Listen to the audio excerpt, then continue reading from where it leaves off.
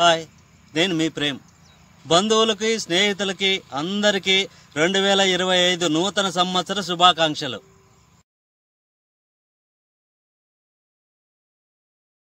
ఈ సందర్భంగా కొంతమంది పాత అలవాట్లు వదిలేసి కొత్త అలవాట్లు మొదలు పెడుతుంటారు.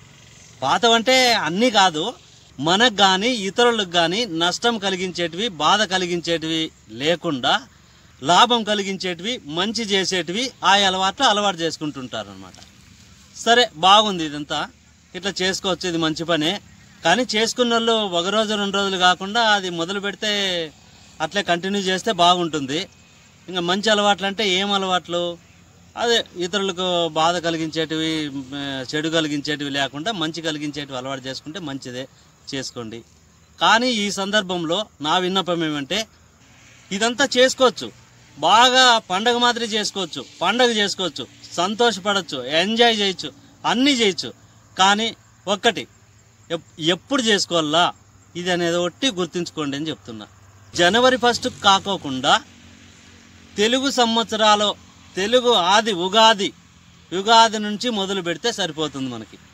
ఎందుకంటే ఈ సంప్రదాయం మనకు మంచిది కాదు, మనది కాదు, విదేశీయులది, ఇది వేరే దేశస్తులది, ఇది పరాయి దేశస్తులది, ఇది మనకు సంబంధం లేని విషయం, మనకు సంబంధం లేని పండుగ ఇది. కాబట్టి ఈ జనవరి 1 అనేది మనకు సంబంధం లేదు. తెలుగు నెలల నుంచి మనకు సంబంధము. తెలుగు ఆది ఉగాది కాబట్టి తెలుగు సంవత్సరాలు ఆది యుగాది నుంచి మొదలు పెడితే మనకు బాగుంటుంది. అక్కడి నుంచి ఈ పండుగ కానీ అలవాట్లు కానీ అన్నీ మొదలు పెడితే బాగుంటుందని నా ఉద్దేశం.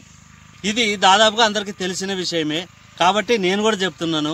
యుగాదికి మొదలు పెడితే అంటే పాత అలవాట్లు, చెడు అలవాట్లు వదిలేసి కొత్త అలవాట్లు అంటే మంచి అలవాట్లని అవలంబించడము, ఇదంతా యుగాదికి మొదలు పెడితే బాగుంటుంది అని నా ఉద్దేశం. అలాగే చేస్తారని ఆశిస్తున్నా. ఓకేనా ఫ్రెండ్స్?